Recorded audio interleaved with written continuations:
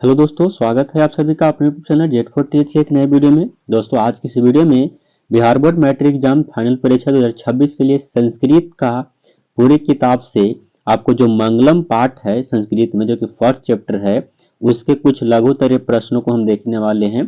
देखिए दोस्तों, मैं लघु इसलिए करा रहा हूँ क्योंकि ऑब्जेक्टिव तो आपको क्लियर होता है। जितना ऑब्जेक्टिव आपको मायने एग्जाम में रखता है उतना ही सब्जेक्टिव भी मायने रखता है। तो मंगलम पाठ में जितने भी इंपॉर्टेंट आपको लघुतरीय प्रश्न है जो आपके एग्जाम में छपने वाले हैं, वो सारे के सारे प्रश्नों को निपटारा करने वाले हैं।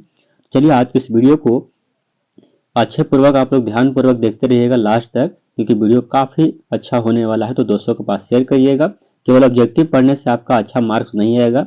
यदि आप 400 प्लस नंबर लाना चाहते हैं तो सब्जेक्टिव का भी रोल उसमें बहुत ज्यादा होता है।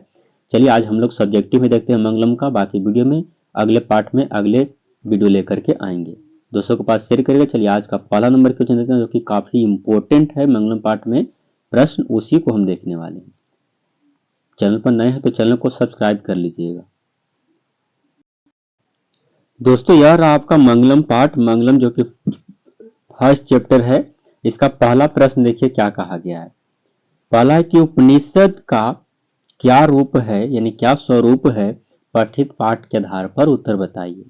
तो देखिए उपनिषद किसको कहते हैं, इसका रूप क्या होता है, ध्यान पूर्वक समझिएगा और अच्छे से याद करते हुए चलिएगा, नोट करिएगा तो काफी अच्छा बात है। उपनिषद वैदिक का वाक्य का अभिन्न अंग है। इसमें दर्शन शास्त्र और सिद्धांतों का प्रतिपादन किया गया है। सभी जगह परम पुरुष यानी परमात्मा का गुणगान किया गया है। इसमें परमात्मा के द्वारा ही यह संसार व्याप्त और अनुशंसित है। सत्य की प्रकाष्ठा ही ईश्वर का मूर्त रूप है। ईश्वर ही सभी तपस्याओं का परम लक्ष्य है। देखिएगा, आपको ऐसे पढ़ने से याद नहीं होगा, एक बार इसको नोट करिए और कॉपी पर लिखिएगा तो लिखने से ज्यादातर याद होते हैं।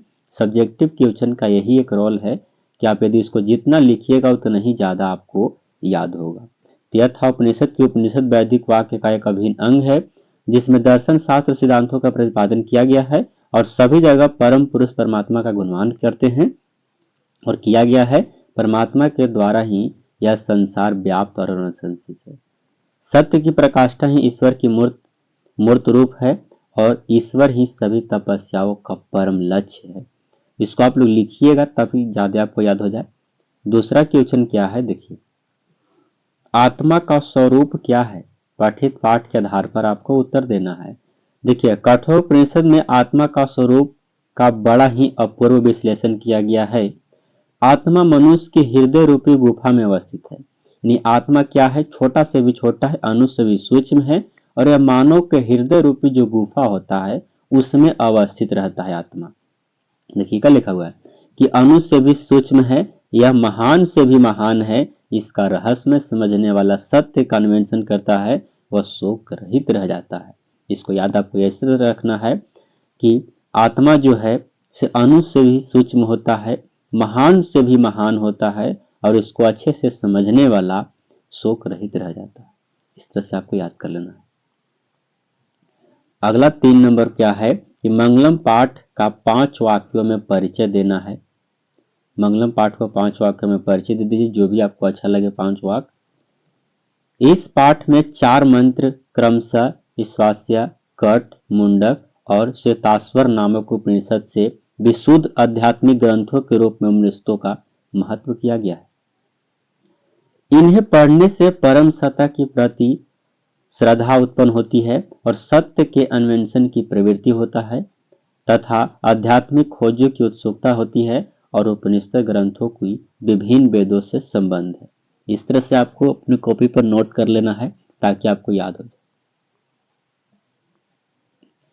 4 नंबर क्या है, महान लोग संसार रूपी सागर को कैसे पार करते हैं। बड़ा ही शानदार है, क्वेश्चन ने कई बार पूछा भी है कि महान लोग जैसे संसार रूपी सागर को कैसे पार करते हैं।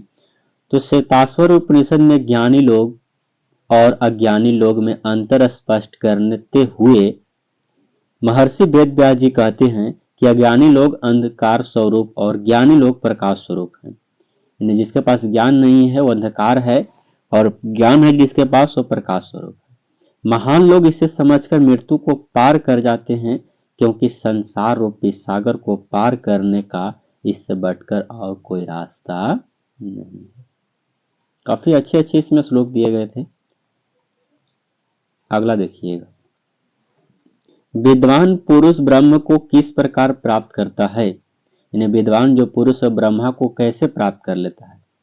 मुंडको उपनिषद में महर्षि वेदव्यास का कहना है कि जिस प्रकार बहते हुए नदियां अपने नाम और रूप को त्याग करके समुद्र में मिल जाती है ना, उसी प्रकार व्यक्तित्व को त्याग करके समुद्र में मिल जाता है वह नदी, उसी प्रकार महान पुरुष अपने नाम रूप अर्थात अहम को त्याग करके ब्रह्मा को प्राप्त कर लेते हैं।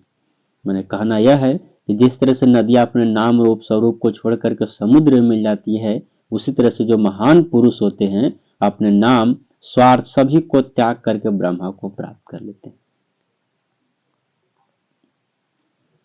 6 नंबर प्रश्न क्या है, मंगलम पाठ के आधार पर सत्य की महत्ता पर प्रकाश डालिए। सत्य किसे कहा गया है। सत्य की महत्ता का वर्णन करते हुए महर्षि वेदव्यास जी कहते हैं कि हमेशा सत्य की ही जीत होती है, झूठ कभी नहीं जीतता, यानी मिथ्या मतलब झूठ होता है, यह कभी नहीं इसका जीत होता।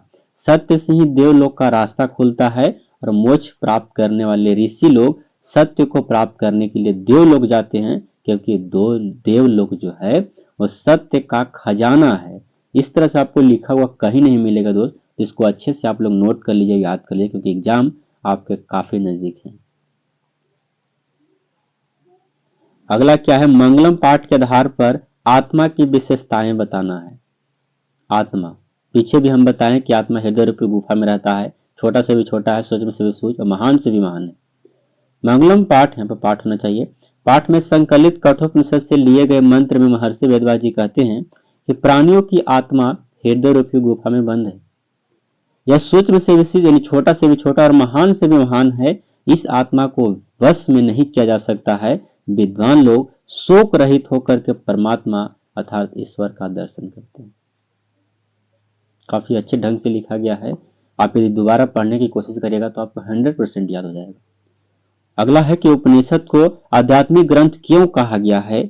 उपनिषद को आखिर आध्यात्मिक ग्रंथ हम लोग क्यों कहते हैं, इसका जवाब आप लोग सुनिएगा।